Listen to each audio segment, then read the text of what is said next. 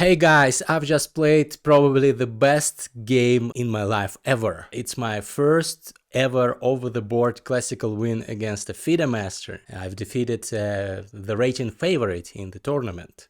And also, I've done this playing almost like a computer with 94% accuracy according to Stockfish. So I'm still processing all this. I'm very happy about what happened. As you might know, yesterday I lost a difficult game against a local master, and I was on 1 out of 2 points. And today I was in really a fighting mood, even though I was playing the FIDE Master, the much higher rated opponent, the rating favorite in the tournament, #1 seeded player. His surname is Maznitsin.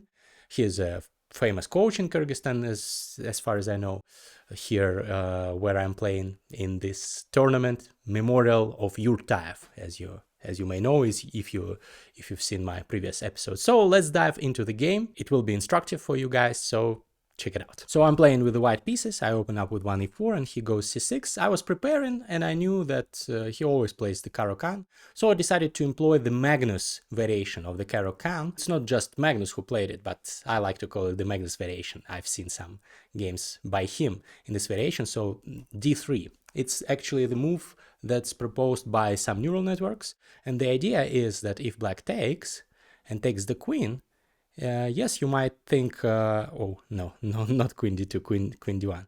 Yes, you might think that white has lost castling rights, but actually on higher depth, the computer really likes white's position. So the idea is, for example, let's say knight f6, knight f2 d2, protecting this square, and then if black develops normally, like g6, for example, I go like here, for example, castles, a4, then knight c4, knight a3, b4, b5 in some variations, f3, g4 in some variations, and yes, maybe this is not the best move order, because here knight g4 is threatened, so f3 first is better, and then what I showed you. But this is an interesting variation, check it out. I've played it with some success over the board, and I was expecting him not to know this, because he is a coach. He's around 40 years old, and he probably doesn't follow all the latest topical engine lines. That's what I was hoping for, and I really surprised him. Here, after move 3, after the third move, d3, he started thinking, and he thought for like 10 minutes. And that was a good sign. So he didn't know this variation. When I prepared for this game, I thought that probably he won't go into this endgame, because he's a high-rated player. Probably he will try to play a position with queens on the board to have more chances of attacking me, and I was really looking forward to it. So there are many ways to proceed here. Not taking the pawn is just one of them, and I briefly looked at g6. It's also a popular move, one of the best ones, and I looked at this position and I remembered that e5 is the move, bishop g7, and then d4. So this is the position that I had on my computer before the game. I knew that most players play here c5, and I prepared some lines there, but he went for f6, and here my preparation ended because I didn't consider f6. It's not the best move according to the computer, but still it's kind of logical. He tries to undermine my pawn chain here, and probably he will develop his bishop over here, pinning my knight and attacking this pawn with the bishop. Later on, maybe the knight will join the attack, maybe the queen, and it might get unpleasant for me. So here I thought for some time, and I decided, you know what, I'll go bishop e2 to anticipate him going to g4.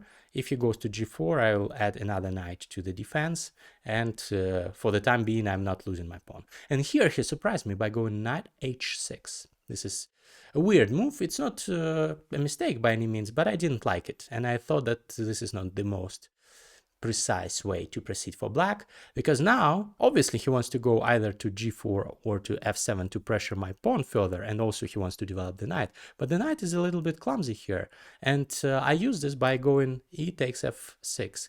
Now had the knight been on g8, the bishop takes f6 would be probably the best move, because then black would have the option of breaking in the center with e5 and having more pawns in the center than white, which is always a good thing. You should have more pawns in the center. If you can do this, then it's a good thing. Yeah, pawns in the center are generally more powerful than pawns outside of the center. But he cannot take with the bishop here because that would hang knight. So he has to take back with the pawn. And now he has just weakened his position. He would very much prefer his pawn to be on f7 because that would strengthen his bishop. And also his king is now much weaker. This diagonal is wide open for me to attack with c4, queen b3. This is what I did later. So I was really liking my position after this. So I castled, he castled, and I went c4.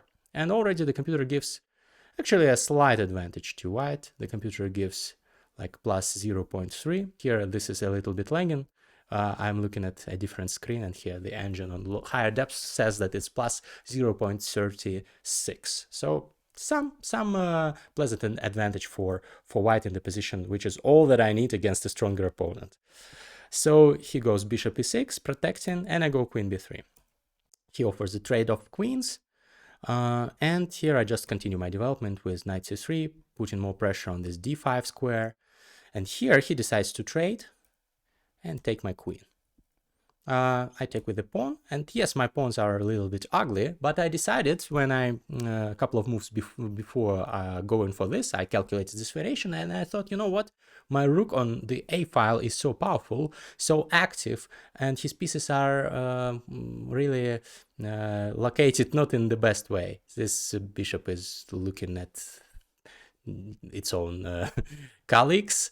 This bishop is hanging, and if it takes, then this will straighten up my pawns, so he has to do something about this bishop. This knight is still not developed, and it will take some time to develop. This rook will take even more time developing because this pawn on a7 is hanging, so he will have to go, for example, a6, and only after that will he be able to develop the rook. So I was really optimistic about my chances in this position because time is of the importance here. Time is an important factor in chess, not just the time on the clock, when you are playing with the clock, but also the momentum that you have, time advantage in terms of tempi. You have more time to develop your pieces, then you probably have an advantage. So let's see how I used this advantage. He dropped back with the bishop. He was hoping that I take and help him develop, and then he can develop his knight and maybe put it on d6, and already it's around equal. But of course I don't help him develop. I want him to take me, and then he will help me straighten up my pawns. So I'm not in a rush. I just develop, I take an open file, and here already we see why black's position is a little bit unpleasant. Black cannot go rook e8 because a rook takes e8 will be checkmate because of this this pin. Unpleasant. So he cannot develop this rook, and also he can develop the knight, and he tried to do that. But here I just went rook e7, infiltrating, and I'm attacking the knight, and if the knight moves, I will be able to take the b7 pawn. So it's unpleasant. He has to trade here, and already I think I have won this stage of the game because now my pawns are fine. They are not ugly anymore, but I'm still up in terms of time, in terms of development of my pieces, piece activity. The rook on the 7th rank is menacing. So I'm really optimistic about my position at this point. The computer agrees, so he defends the knight. And here I thought for some time, I thought about maybe I could take here and then go knight e4, and I spent like 10 minutes calculating this variation, but finally I didn't see a precise way forward here, and I didn't know if it's the right thing to trade the bishop for the knight, and the computer says it's a little bit more pleasant for black, but nothing too special. And also d5 is another move that I was calculating here, but also I thought he'll go bishop f8 and he'll be okay, and actually the computer agrees. So yeah, finally I decided, you know what, I don't want to take this ugly knight of his. Yes, he will jump in to f5 next move, attacking my rook, and I will have to spend a tempo moving back, but so what? My bishop is better than his knight, so I just developed the bishop. Bishop f4. This is actually one of the best moves according to the computer in this position. So he attacks my rook, I drop back. It's important to drop back to the fourth rank because I'm overprotecting the d4 pawn, because once this knight moves, he will put more pressure on the d4 pawn, and it's important that I have enough defenders. Here I was calculating for some time, what if he goes knight b6? Here I wanted to go g4, and the idea is that if he goes here, I can just take and fork him with my pawn and win a piece. So this is not working here. So if he goes bishop, knight b6 and g4, he will have to drop back to h6, and this is not the best square for the knight, again retreating. Also, I thought that h5 is a good move here. The computer, yeah, agrees, because this will help cement the knight on g4, but I thought I'll go h3. And actually, I'll still go g4, so also good for me. So he went for bishop f8, and obviously he wants to develop the bishop, probably to b4, activate it, because here on g7 it was ugly. It didn't look impressive at all. By the way, something is happening with the electricity here. I hope that it's fine on your screen. So here I thought for some time, and I decided, you know what, I'll still kick his knight, because if he goes to d6, I calculated that I can just take. He takes, and I have this rook e6. And I thought I'm very clever, because I'm attacking the bishop, and I'm also pressuring this pawn. And if he wants to defend the bishop like this, for example, defending it with the rook, I'll just take the pawn, and I'll be a pawn up. So he will have to do something with the bishop, for example, go to b4. That's what I have calculated. And here I thought I will have some pressure, maybe go knight e4. Actually, the computer is not impressed, saying that this is good for him. I thought d5 is okay for me. Well, who am I to argue with the computer? Still, it's a balanced position. But he didn't go for that. After g4, I attack his knight. He didn't like the retreating move, and he went to g7. And still you can see that his knight is not feeling comfortable in this position. It's jumping back and forth and not finding good squares. And you will see that both his knights are on the 7th rank, which is not a good place to put your knights in. You should put your knights closer to the center. The closer, the better. My knights are relatively close to the center. His knights are much further from the center than mine. So this gives me some advantage. And also more pawns in the center. The d pawn is kind of powerful. This pawn also the open a file. So all that, also the e file belongs to me, my other rook. So I was really confident that I have some advantage and I need to play for the win here. So here I go rook e2, because I anticipate his f5 move. For example, if I do nothing, like king g2, for example, he goes f5. And if I take, he will be able to take with a knight, and now his knight is very safe here because there's no longer a g pawn to attack it. So this is annoying, so that's why I anticipate this by going back with my rook to e2, rook e2. He goes rook e8, trying to trade some pieces. Okay, I trade. He cannot take with the rook, because the rook is protecting this pawn from my rook, so he has to take with the knight, and the knight's journey continues, but still it's not a menacing piece. It's too deep in the territory of black. It's not attacking any pieces or pawns of mine. So again, I'm better. I go d5. I try to use the time factor here, utilizing the fact that he will need some time to activate his pieces. And I, in my turn, if he takes, for example, will take with the knight, and my knight will be beautiful over here, pressure and everything. Yes, probably the computer defends it easily, but humanly speaking, white is much better. So he goes bishop b4, but I just take. So he cannot take here, because I will just take here, and if he takes here, for example, I take here, and I will be up a piece. Actually, the computer says that rook takes a7 is even better. I didn't see that, but obviously taking the knight loses, so he doesn't do that. So he takes back with a pawn, and here he wants to take my knight and damage my pawn structure. And that's why I move my knight. And also this knight is nicely located in the center of the board. Again, my piece activity is much better than his. So I was feeling confident here. And if we speak about the time on the clock, here I had like, I think, 25 minutes, and he had like 15 minutes. So he was already getting low on time, because he was taking a long time to think. And I was seeing on his face that he's not happy with the position, that he's like, Some chess players, they are like very emotional about their their chess, and he was not very emotional, but still he was emotional enough for me to notice that he wasn't feeling good. So he went knight c5 trying to trade, but okay, I trade and go rook a6, and my rook is pressuring him in an unpleasant way, attacking both pawns. He drops back with a bishop, and now I thought maybe I can go b4, but I thought he'll go c5, and I didn't see a way forward. Well, I thought I'll go b5, but I thought rook d8, and it's okay for him. Actually, the computer says, yeah, white has some slight advantage, but nothing too crazy. So I decided, you know what, I'm not in a rush.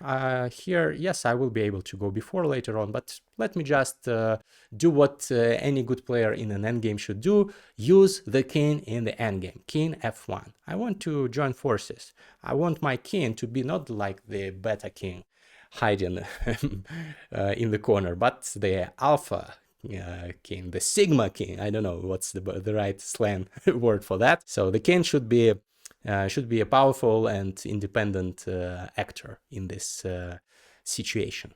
So he goes rook d8, activating the rook, but I activate the king even further, preventing him from infiltrating on any of those squares with the rook. This square is also covered by my knight. This square is covered. This square is covered. So all those squares are covered by my pieces. He cannot infiltrate with the rook.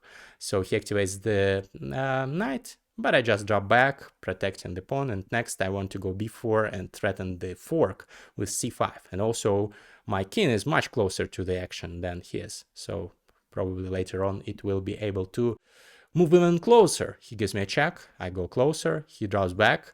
Now he wants to fork me and win my rook, and that would be tragic, of course, but I don't allow it.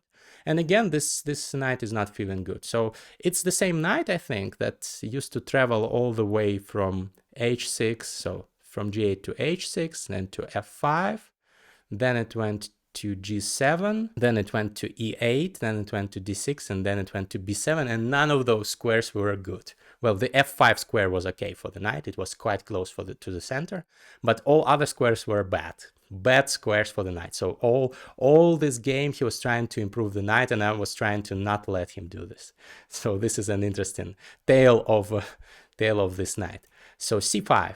He tries to prevent me going c5, and this is logical. And of course, if I take, I will lose immediately because of this fork with a check. So I don't take, of course, I go bishop e3. And here I have calculated transposition into a different endgame that I thought, well, maybe is not winning for me, but at least I'm pressuring and playing for the win. So he takes, I take, he takes, I take, and I'm forking the knight, the pawn, and this pawn, but he has some counterplay of his own. He checks me, but I move my king even further, and I want to use my king to help this pawn advance, and hopefully in some future queen. Will I be able to do that? Let's see. Rook e2, he wants to initiate counterplay. Every good player knows this. If you are worse, you should try to initiate counterplay. You should not passively defend. Remember this when you are worse in your next game. Don't just passively defend. Don't just tuck into the corner. You need to activate your pieces. You need to initiate counterplay. Yes, sometimes you will lose, but sometimes you will either draw or even win because of this counterplay. So he attacks my knight. He attacks my pawn. He wants to take all of my pawns and probably sacrifice the knight for this pawn, and who knows what will happen next. So I go knight b3, he takes, first he moves the knight, I go c5, and then he takes one of my pawns, and he wants to take another one, but I don't care. I want to advance my pawn. I go king d6, and here I was anticipating that he can sacrifice the knight for the pawn. He can either do this, or he can put the knight here, threatening a fork, and also take later here. But he decided to take immediately, and I thought that he thinks that this is a draw. He takes the pawn, and you might see, judging by the eval bar, that it's not a draw. It's not a draw, even though rook and knight versus a rook is a theoretical draw, just like a rook and bishop versus a rook. By the way, have you seen my video on rook and bishop versus a rook? Check it out on this channel, very instructive. So I'll probably make another one about the endgame rook and knight against a rook, because it's also theoretically drawn, but very often you can win it. And here I'm showing you how to do that. So knight e6, h5. So the idea, by the way, knight e6 is not the good move. I made a mistake. So I'm also human. I'm not in a computer. The way to move in a guaranteed way was to go king e7 first. This is some computer subtleties. I will not go into that. The idea is similar. So knight e6 threatens checkmate. For example, if he goes, I don't know, like rook b2, I go rook b8 check. He has just one square because this square is protected by the knight. So he has only the f7 square, and rook f8 is checkmate. Beautiful, right? Beautiful construction, mating construction. So here he cannot go rook b2 or any other move. He has just one move, h5. h5 because now his king has one square, the h7 square. But here I go king e7 and I want to try to checkmate him. I don't care about this pawn. He can take this pawn. I will take here and then I'll try to take here and checkmate over here, for example. The computer, by the way, finds some draw for black here, but it's not easy. It's not easy. So I go king e7, and instead of taking, he decides not to allow me to take this pawn. So he goes rook f2, defending this pawn. Also, this is not losing, but it's difficult. At this point, he has like 2 minutes. I have like 6 or 7 minutes, maybe 5. I take and take another pawn. So first of all, I just don't want to risk anything, him advancing his pawns. Definitely I won't lose this, but I'm hoping that I will checkmate him somehow and win this. And here I start to play like a computer. He goes rook f1, waiting. He thinks that this is a draw. I go rook b5, attacking. So the idea is that if he moves the pawn forward, I will be able to checkmate him. Probably, maybe not. But I will go rook h5, for example. Then I will, if he moves the rook away, I will take this pawn and I will try to checkmate him somehow. I don't see a checkmate immediately, but that was the idea. Here he makes a mistake. He goes king h7. So the move is kind of logical. If I take, for example, the pawn, he escapes with king g6 and there is no checkmate. This is just an easy draw for black. Because the only way you can win a rook and knight versus rook endgame is by making your opponent hide the king in the corner. Only in the corner or on the back rank can you mate the enemy's king. So here rook takes h5 would be a stupid mistake, but I didn't do that. I went king f7. I use my king to checkmate his king. This is very important. Here he tries to escape. He goes king h6, but I go rook b8, and suddenly I'm threatening mate in 1 because those squares are controlled by my knight and by my king. So he has no escape squares. So if he goes, for example, h4, rook h8 is checkmate.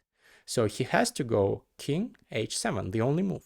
Now I have like 5 or even less minutes on the clock, so I just check him. I repeat the position once because every time I repeat the position, 30 seconds or even 1 minute after 2 moves gets added to my clock. And here I was like, I'm definitely winning here. I'm definitely mating him here. And I thought for like 1 minute and I found the checkmating construction. So rook g8 seals the deal because now whatever he does, it's checkmate. For example, if he does nothing, if he goes rook f2, for example, this is a checkmate. Check, rook g6, checkmate. So this is checkmate in 2.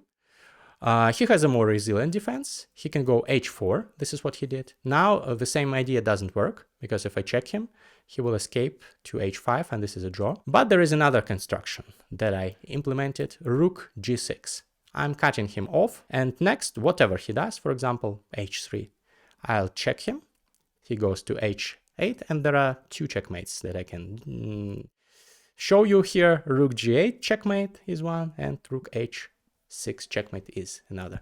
So after rook g6 here, my opponent saw checkmate in 2 and resigned the game. So I get my first over-the-board classical win against a FIDE Master in my life ever. I'm very happy. I used to beat some FIDE Masters in Blitz and Rapid, but over the board in Classical, never. So it's the first time. You might have seen my recent game where I almost beat an international master in Classical over the board, but almost doesn't count. I lost, I blundered in 1 move in a winning position. This time I'm happy that I did not blunder, that I finished him off. And now I'm on 2 out of 3 and I'm in the group of the leaders, but still there are 6 more rounds to go. Anything can happen. I will try to play for a win in all my games, and I will try to show you good chess and good recaps. Please congratulate me in the comments and write any feedback that you have. See you in the next one. Bye bye.